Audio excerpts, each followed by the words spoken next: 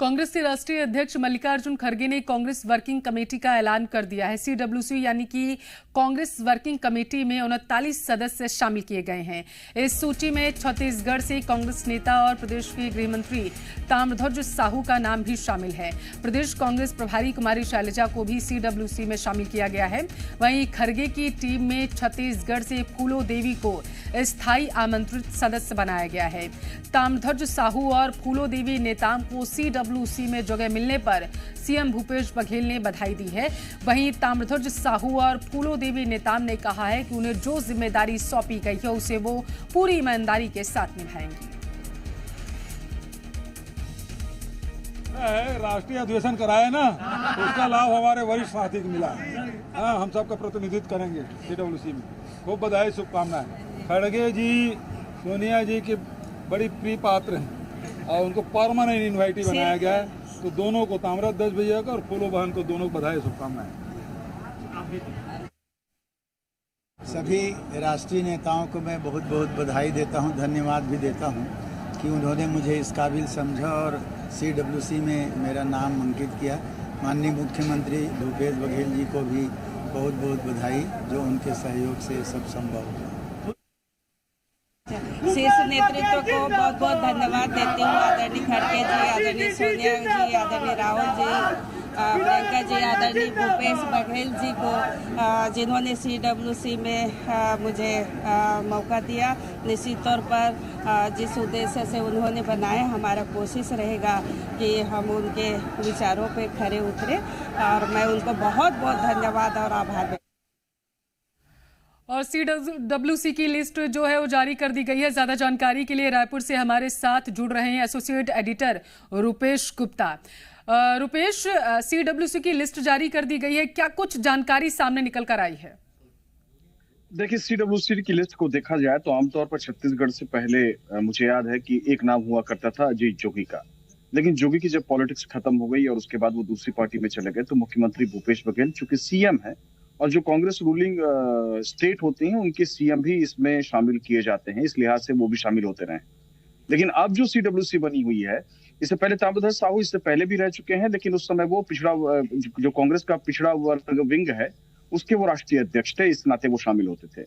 लेकिन इस बार उनको एक परमानेंट जगह दी गई है और परमानेंट जगह देने के अलावा फूलो देवी नेताम को परमानेंट इन्वाइटी के तौर पर आमंत्रित शामिल किया गया है। इसमें दो और नाम है जिनका ताल्लुक छत्तीसगढ़ से है।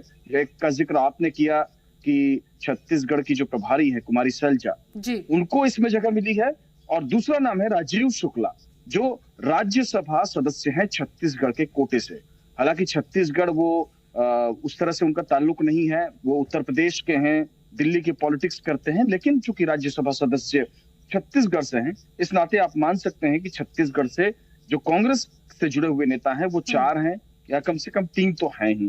तो इस लिहाज से काफी खुशी है, काफी उत्साह के साथ इसको देखा जा रहा है और माना यह जा रहा है कि सीडब्ल्यूसी में जिस तरह से छत्तीसगढ़ कांग्रेस का प्रतिनिधित्व बढ़ा है उसका फायदा मिलेगा। और चूंकि चुनाव होने यहाँ पे, इसके मद्देनजर भी ये काफी महत्वपूर्ण है। बस्तर से फूलो देवी नेताम है, वो पहले से राज्यसभा सांसद हैं, महिला कांग्रेस की अध्यक्ष रही हैं। कुछ दिन पहले उन्होंने रिजाइन किया था, लेकिन उनके रेजिग्नेशन को अभी तक एक्सेप्ट नहीं किया गया है। तो अब एक नई पोस्ट मिल गई है, तो ऐसे में सवाल खड़ा ये होता है कि क्या उनका रेजिग्नेशन एक्सेप्ट किया जाएगा, किसी और को प्रदेश अध्यक्ष महिला कांग्रेस का बनाया जाएगा, या फिर चुनाव तक उनको कंटिन्यू किया जाएगा। इसी तरीके से ताम्रध्वज साहू, आपको याद होगा कि कुछ समय पहले मंत्रिमंडल में जो फेरबदल हुआ था उसके बाद उनकी पोजीशन काफी स्ट्रांग हुई थी। उनको कृषि का विभाग, कृषि का जिम्मा भी दे दिया गया था, सहकारिता का जिम्मा भी दे दिया गया था। पहले उससे उनके पास 2 भारी भरकम विभाग थे, गृह मंत्रालय था और इसके अलावा जो पीडब्ल्यूडी है, लोक निर्माण विभाग, वो भी उनके पास था। तो ऐसी स्थिति में काफी उनका वजन अब छत्तीसगढ़ के अंदर बढ़ गया है और छत्तीसगढ़ के अंदर ताम्रध्वज साहू जिस तरह से डिप्टी सीएम टीएस सिंहदेव को बना करके मैनेज किया गया, उसी तरीके से ताम्रध्वज साहू को पहले उनका रुतबा बढ़ाया गया मंत्रिमंडल के अंदर और अब सीडब्ल्यूसी में शामिल करके जाहिर तौर पे उनके पद को बढ़ाया गया है, उनके कद को बढ़ाया गया है। और कहीं ना कहीं कांग्रेस की कोशिश ये है कि ताम्रध्वज साहू की ये पोस्टिंग करके ज्यादा से ज्यादा पद दे करके जो साहू वोटर्स हैं उनको एक संदेश देने की कांग्रेस पार्टी कोशिश कर रही है। और तो कुल चुनावी मिलाकर साल के में फूलो देवी नेताम चर्चित नाम रही है रुपेश, इसका मैं जवाब लूंगी आकर के आपसे कि क्या उनका रेजिग्नेशन जो उन्होंने रिजाइन दिया था वो एक्सेप्ट हुआ, तो उसके बाद क्या उन्हें रोकने के लिए इस लिस्ट में शामिल किया गया, इसका जवाब लूंगी।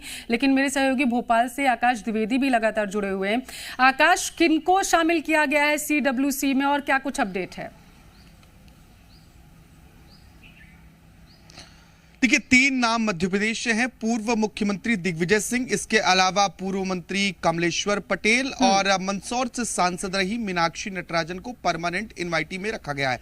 ये 3 नाम CWC की सूची में मध्य प्रदेश से हैं। दिग्विजय सिंह देखिए कांग्रेस के राष्ट्रीय अध्यक्ष की रेस में थे, लेकिन जब मल्लिकार्जुन खड़गे का नाम आया तो उन्होंने अपना नाम पीछे ले लिया। इस बार दिग्विजय सिंह को भी जगह दी गई है। इसके अलावा ओबीसी वर्ग के नेता हैं, कुर्मी समाज के बड़े नेता माने जाते हैं कमलेश्वर पटेल, इनका कद बढ़ा है। कमलनाथ की सरकार के दौरान कमलेश्वर पटेल मंत्री भी रहे थे और अब कमलेश्वर पटेल ने कई बड़े नेताओं को पीछे छोड़ा है। कांतिलाल भूरिया का, इसके अलावा देखिए जीतू पटवारी और पूर्व केंद्रीय मंत्री अरुण यादव समेत कई बड़े नाम हैं जिन्हें CWC की लिस्ट में शामिल किया जा सकता था, लेकिन इन सब की बजाय कमलेश्वर पटेल को जगह दी गई है। इसके राजनीतिक मायने भी बड़े हो सकते हैं क्योंकि ओबीसी वर्ग से आते हैं, ओबीसी वर्ग का प्रतिनिधित्व करते हैं और मध्य प्रदेश में ओबीसी की आबादी बहुत अधिक है, इस लिहाज से भी ये महत्वपूर्ण माना जा रहा है।